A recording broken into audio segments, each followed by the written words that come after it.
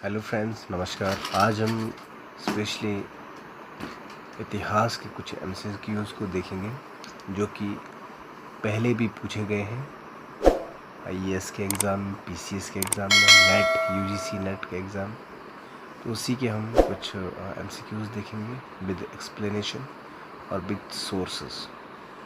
तो आइए हम पहला क्वेश्चन करते हैं। उस स्थल का नाम बताइए जहाँ से स्थायी जीवन के प्राचीनतम प्रमाण मिले हैं। देखिए दोस्तों, सबसे पहले होता क्या है कि आपका जो सवाल है, जो क्वेश्चन है, उसको आपने बहुत सावधानी से और ध्यानपूर्वक पढ़ना है। जैसे यहाँ क्या लिखा हुआ है कि स्थायी जीवन के प्राचीनतम प्रमाण, मतलब सबसे पहले मानव कहाँ पे, किस जगह पे स्थायी जीवन जीने लगा। ठीक है, तो इसके 4 ऑप्शन आपके लिए दिए होंगे जिसमें से आपका एक आंसर सही होगा। तो ये मेहरगढ़ है, जो मेहरगढ़ है ये बलूचिस्तान पाकिस्तान में है। और इसका जो व्याख्या है, व्याख्या में आप देख सकते हैं मेहरगढ़ से स्थायी जीवन के प्राचीनतम प्रमाण मिले हैं। मेहरगढ़ वर्तमान पाकिस्तान के बलूचिस्तान क्षेत्र में कच्छी मैदान में स्थित है और यहाँ से पूर्व ताम्रपाषाण संस्कृति, प्राक हड़प्पा सभ्यता के प्रथम स्पष्ट औजार साक्ष्य मिलते हैं। और लगभग 6000 से 7000 ईसा पूर्व से आरंभ होती है ये अवधि। गेहूँ, जौ, कपास की कई किस्में यहाँ पर मिलती हैं और यहाँ से कच्ची ईंटों से बने आयताकार मकानों और मृत भांडों के अवशेष भी मिले हैं। और एक चीज़ और आप लिख लीजिएगा यहाँ पे, मेहरगढ़ से हमें जो प्राप्त होता है भैंस पालन हमें सबसे पहले मेहरगढ़ से ही प्राप्त होता है। ठीक है दोस्तों, तो आइए हम दूसरा सवाल देखते हैं।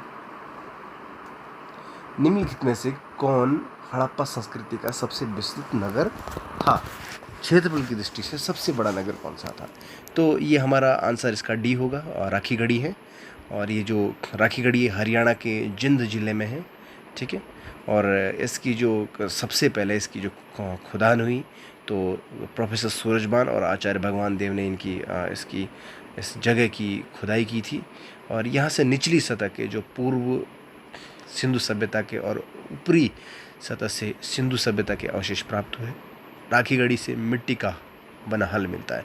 दोस्तों, ये विशेषकर आप ध्यान रखिएगा कि ये सब क्वेश्चंस आ जाते हैं कि राखीगढ़ी से मिट्टी का हल जो मिला है, मिट्टी का हल कहाँ से मिला है।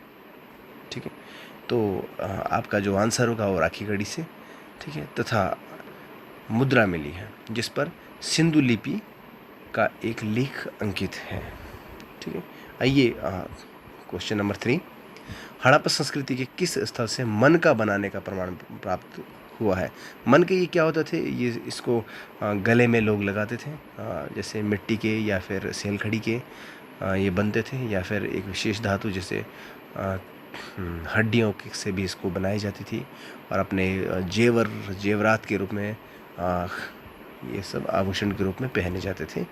ठीक है, और ये चहुदड़ो इसका आंसर है। और चहुदड़ो ही वो स्थान है जहाँ पे मन के प्रमाण सबसे पहले प्राप्त होते हैं। सिंधु सभ्यता का ये प्रमुख स्थल है जो कि मोहनजोदड़ो से 80 मील दक्षिण में स्थित है। और मोहनजोदड़ो कहाँ पे है? ये पाकिस्तान में है। ठीक है, ये एकमात्र स्थान है जहाँ से किसी भी प्रकार का दुर्ग नहीं पाया गया। दुर्ग कहाँ नहीं पाया गया है? तो आपका आंसर होगा चहुदड़ो। ठीक है, और 1931 में इसकी खोज हुई थी। और चहुदड़ो से एक और संस्कृति आपकी यहाँ पे आती है, झुकर झाकर संस्कृति। ठीक है, कौन सी? झुकर झाकर संस्कृति। ठीक है, आइए नेक्स्ट क्वेश्चन नंबर 4। हड़प्पा संस्कृति की मोहरों का सर्वाधिक प्रचलित रूप कौन सा है? देखिए दोस्तों, वहाँ पे जो मोहरें हैं वो बेलनाकार भी है, आयताकार है, वर्गाकार है और गोलाकार है, चारों प्रकार की है। पर जो सर्वाधिक प्रचलित रूप है वो वर्गाकार रहा है। ठीक है, इसकी जो व्याख्या दी गई है, मोहरों का रूप वर्गाकार है। हड़प्पा संस्कृति की सर्वोत्तम कलाकृति इसकी क्या है? मोहरें ही हैं। अब तक लगभग 2000 मोहरें प्राप्त हुई है यहाँ पे।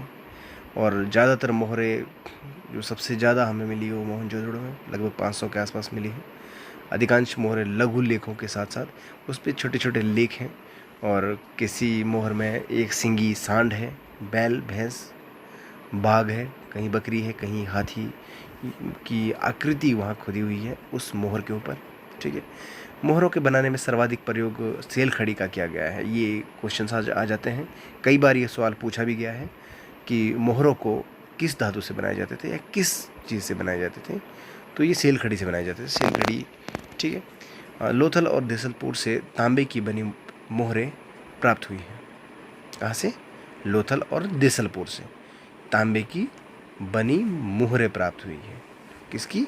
तांबे की। ठीक है, सेंधो मोहरें बेलनाकार, वर्गाकार, आयताकार और वृत्ताकार चारों प्रकार की हैं।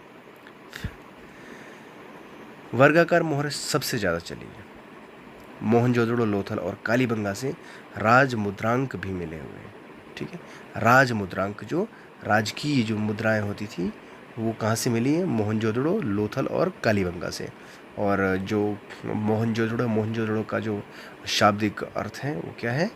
मृतकों का टीला। ठीक है, और लोथल क्या है? लोथल एक बंदरगाह था। ठीक है, और कालीबंगा कहाँ है? गुजरात में है। ठीक है, इससे व्यापारिक क्रियाकलापों का ज्ञान होता है। आइए अब क्वेश्चन नंबर 5 हम यहाँ पे आते हैं। सूची 1 को सूची 2 से सम्मिलित करना है। ठीक है, और हम इसे मिलाते हैं। ऋग्वेद का जो उपनिषद है वो कौन सा उपनिषद है? कौशिकी। कौन सा है दोस्तों? कौशिकी। और यजुर्वेद का है कठोपनिषद। ठीक है, और सामवेद का है छांदोग्य उपनिषद और अथर्ववेद का है मुंडकोपनिषद। ठीक है, और आइए अब ये देखते हैं, निम्न में से कौन शुक्ल यजुर्वेद की संहिता है? क्वेश्चन है इसका, शुक्ल यजुर्वेद की संहिता। देखिए, जो यजुर्वेद है वो इस वेद को 2 भागों में बांटा गया है, शुक्ल यजुर्वेद और कृष्ण यजुर्वेद। तो शुक्ल यजुर्वेद की संहिता यहाँ पे पूछी गई, तो इसकी संहिता है वाजसेनयी संहिता। ठीक है, और जो वाजसेनयी संहिता है ये शुक्ल यजुर्वेद की संहिता है। इसकी 2 शाखाएं, काण्व और मध्यदिन। अधिकांश विद्वान शुक्ल यजुर्वेद को ही वास्तविक वेद मानते हैं। ठीक है दोस्तों, और शुक्ल यजुर्वेद का केवल जो एक ही ब्राह्मण ग्रंथ है, और वो कौन सा ब्राह्मण ग्रंथ है? शतपथ ब्राह्मण है। कौन सा है? शतपथ ब्राह्मण।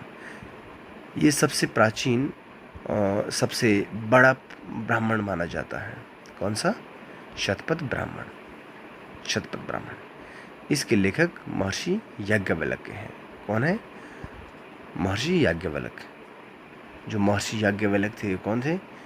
गार्गी संहिता में इनका उल्लेख है। गार्गी और याज्ञवल्क्य की जो वाद विवाद इनके बीच होता है, तो याज्ञवल्क्य संहिता में क्या लिखा गया है कि ये यहाँ पे चेतावनी दी जाती है गार्गी के लिए। ठीक है, कि आप ज़्यादा ना बोलें नहीं तो मैं तुम्हारा सर फोड़ दूँगा, ऐसे करके। ठीक है, और अब आइए क्वेश्चन नंबर 7 हम यहाँ पे पढ़ते हैं। जल प्लवन की कथा, जिसमें एक अलौकिक मछली द्वारा मनु की रक्षा करने का विवरण है। सविस्तार कहाँ मिलता है? ठीक है, कौन सा? जल प्लवन की कथा। तो इसका आंसर होगा सी, शतपथ ब्राह्मण। ठीक है, और इसकी व्याख्या भी आप पढ़ लेते हैं। जल प्लवन की कथा, जिसमें एक अलौकिक मछली द्वारा मनु की रक्षा करने का विवरण है। किसके द्वारा? एक मछली के द्वारा। सविस्तार शतपथ ब्राह्मण में मिलता है। शतपथ ब्राह्मण अभी हमने पढ़ा था। ये क्या है? ये शुक्ल यजुर्वेद का एकमात्र ब्राह्मण ग्रंथ है। कौन सा? शतपथ ब्राह्मण, जिसके 2 पाठ हैं। कौन कौन से हैं? माध्यान्वित और कांत। ठीक, इसमें 100 अध्याय हैं, जिन्हें माध्यान्वित पाठ में 14 कांडों में विभाजित किया गया है। यह ब्राह्मण ऐतिहासिक दृष्टि से सर्वाधिक महत्वपूर्ण माना जाता है। कौन सा ब्राह्मण? शतपथ ब्राह्मण। ठीक, और शतपथ ब्राह्मण में क्या मिलता है? जल प्लावन की कथा। ठीक है दोस्तों, आइए हम क्वेश्चन नंबर 8 पे आते हैं। मुझे लगता है आप लोग इससे काफ़ी लाभान्वित हो रहे होंगे और आप समझ रहे होंगे कि ये जो क्वेश्चन आंसर सीरीज़ है ये आपके लिए बहुत ही महत्वपूर्ण है। और मेरा विश्वास है दोस्तों कि आप इससे काफ़ी कुछ सीखेंगे। और ऐसे ही इसी प्रकार में बहुत सारे MCQs और PYQs लाइक UPSC, PCS और NTA नेट, तो ऐसे बहुत सारे मैं क्वेश्चन आंसर आपको हिस्ट्री के, जियोग्राफी के, पॉलिटी के सारे ही यहाँ पे प्रोवाइड कर दूंगा। ठीक है, तो आइए हम क्वेश्चन नंबर 8 देखते हैं। शुनशेष की कथा, जिसमें उसके पिता अजीत गर्थ द्वारा उसे हरिश्चंद्र को बेच देने का वर्णन मिलता है। किसकी? शुनशेष की कथा। ठीक है, इसका जो आंसर है वो ऐत्रेय ब्राह्मण है। शुनशेष की कथा इसमें ही मिलती है, किसमें? ऐत्रेय ब्राह्मण में मिलती है। ठीक है, और इसमें क्या होता है कि पिता अजित गर्ग द्वारा उसे हरिश्चंद्र के लिए बेच दिया जाता है। किसको? शुनशेष। क्वेश्चन नंबर 9 निम्नलिखित में से किस उपनिषद में इतिहास पुराण को शिष्यों को पढ़ाए जाने वाले विषयों की सूची में सम्मिलित किया गया है? इस सवाल को आप समझिएगा। यहाँ पे सवाल में किस प्रकार से सवाल पूछा गया है। निम्नलिखित में से किस उपनिषद में इतिहास पुराण को, इतिहास या यहाँ पे क्या माना जा रहा है? पुराण को शिष्यों को पढ़ाए जाने वाले विषयों की सूची में सम्मिलित किया गया है। मतलब यहाँ पे इतिहास को पुराणों के रूप में, पुराणों को शिष्यों को पढ़ाया जाने लगा। किस पुराण में, किस उपनिषद में? सॉरी, इसका आंसर है बी, छांदोग्य उपनिषद में। और हमारे जो चौबे जी हैं, सौरभ चौबे जी, उन्होंने भी अपनी पुस्तक में लिखा है कि 5वां वेद कौन सा है, और इतिहास को 5वें वेद के रूप में किस उपनिषद में कहा गया है? वो उपनिषद छांदोग्य उपनिषद है। ठीक है, छांदोग्य उपनिषद में इतिहास पुराण को शिष्यों को पढ़ाए जाने वाले विषयों की सूची में सम्मिलित किया गया। उपनिषद का शाब्दिक अर्थ आप जानते हैं, गुरु के समीप बैठकर अध्यापन करना, ज्ञान अर्जित करना। ठीक है, और उपनिषद एक ऐसा रहस्य ज्ञान है जिसे हम गुरु के सहयोग से ही समझ सकते हैं। ठीक है, इसे ब्रह्म विद्या भी कहते हैं। उपनिषदों में आत्मा, परमात्मा एवं संसार के संदर्भ में प्रचलित दार्शनिक विचारों का संग्रह मिलता है, जो कि उपनिषद वैदिक साहित्य का अंतिम भाग है। इसे वेदांत भी कहा जाता है। किसको? उपनिषदों। ठीक है, इनकी संख्या कितनी है? कुल 108। ठीक है, प्रमुख कुछ मैं उपनिषद आपके सामने बता देता हूँ, जैसे ईशोपनिषद, केनोपनिषद, कंठोपनिषद, मांडुक्योपनिषद, तैत्तरीय उपनिषद, ऐत्रेय उपनिषद, छांदोग्य उपनिषद, श्वेताश्वर उपनिषद, बृहदारण्यक उपनिषद, कौशिकी, मुंडक और प्रश्नोपनिषद आदि। भारत का सबसे प्रसिद्ध राष्ट्रीय शाक्य वाक्य कौन सा? सत्यमेव जयते भी कौन से उपनिषद से लिया गया है दोस्तों? सत्यमेव जयते मुंडकोपनिषद से। कहाँ से? मुंडकोपनिषद से। ठीक है, आइए हम क्वेश्चन नंबर 10 पे आते हैं। भारतीय परंपरा में कैशिय शब्द का प्रयोग हुआ है। किस शब्द का? कैशिय। भारतीय परंपरा में इसका अर्थ क्या है? 4 ऑप्शन दिए हुए। कपास के लिए इसे प्रयोग किया जाता था, ऊन के लिए, सन के लिए और रेशम के लिए। तो ये विशेषकर रेशम के लिए यूज़ किया जाता था। ठीक है, और कौन सा शब्द? कैशिय।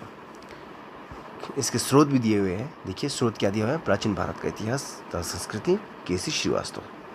ठीक है, निम्नलिखित वक्तव्य को विचार कीजिए तथा नीचे दिए गए कोड से सही उत्तर का चयन कीजिए। ठीक है, इसमें कथन ये है, शाक्यों ने गौतम बुद्ध की धातुओं को एक स्तूप बनाया था, जैसा कि पिप्र हवा अभिलेख से संकेत मिलता है। कारण आ रहे हैं, शाक्यों को परिनिर्वाण के बाद गौतम बुद्ध की धातुओं में से एक हिस्सा मिला था। जो ये दोनों वाक्य है, इन दोनों के बीच हम क्यों की लगा के इसको पूरा करते हैं। ठीक है, क्या लगा के?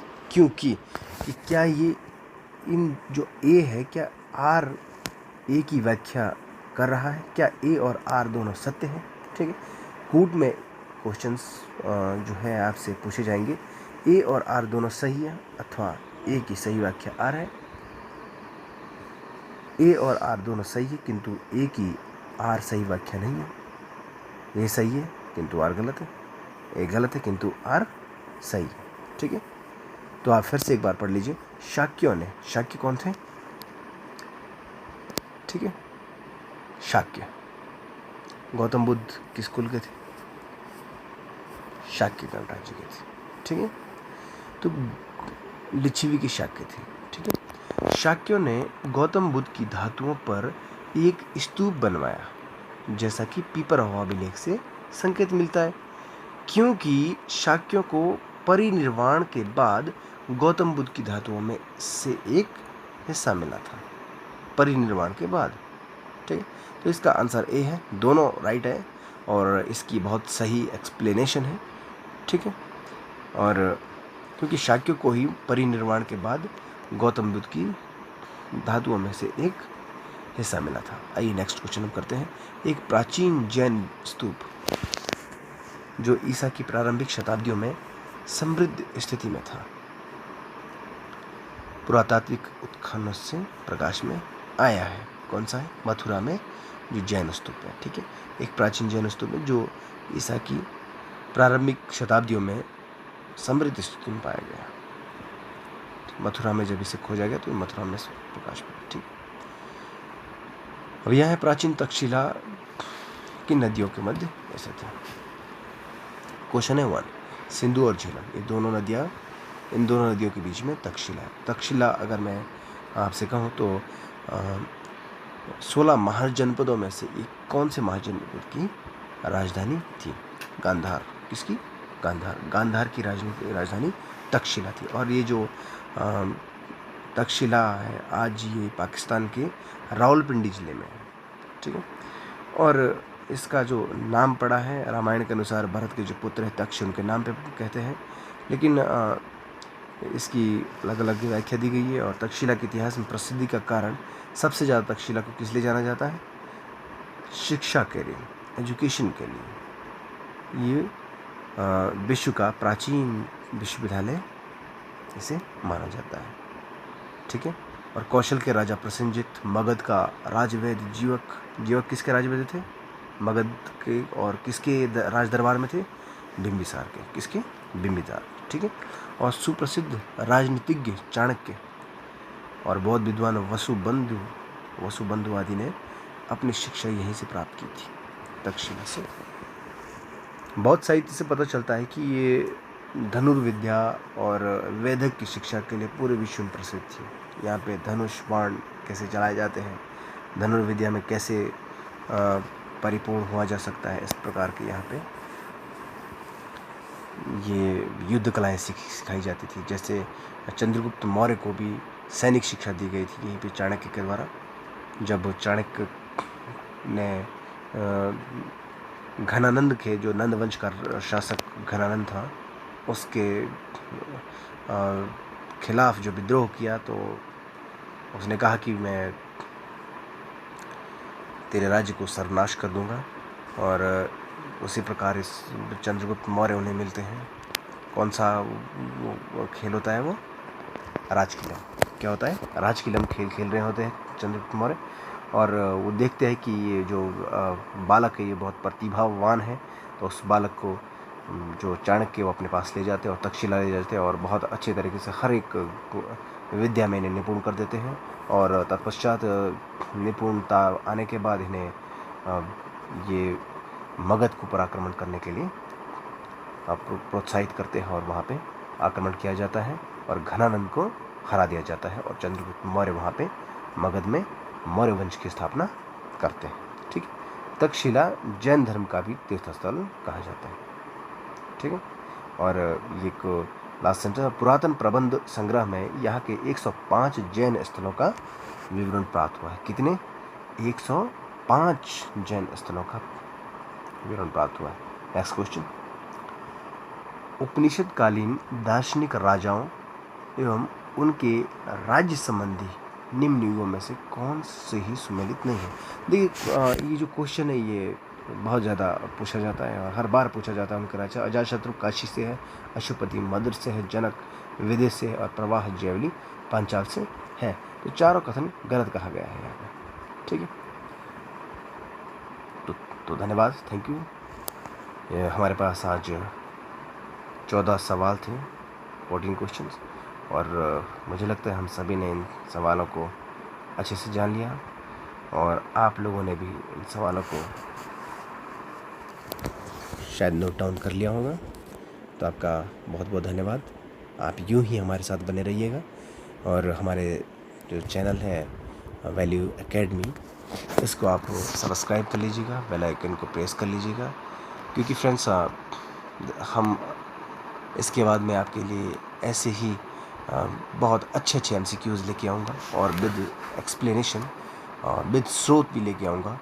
ठीक है फ्रेंड्स, जिससे आप लोगों को बहुत ज़्यादा मदद मिलेगी किसी भी एग्ज़ाम को फाइट करने के लिए, खासकर अगर आप NTA नेट के लिए अप्लाई कर रहे हो और अगर आप UPSC के लिए अप्लाई कर रहे हो, तो मैं आपको बहुत डीप क्वेश्चंस लाऊंगा, ऐसे MCQs लाऊंगा जो पहले से आई हुई है आपके क्वेश्चंस में।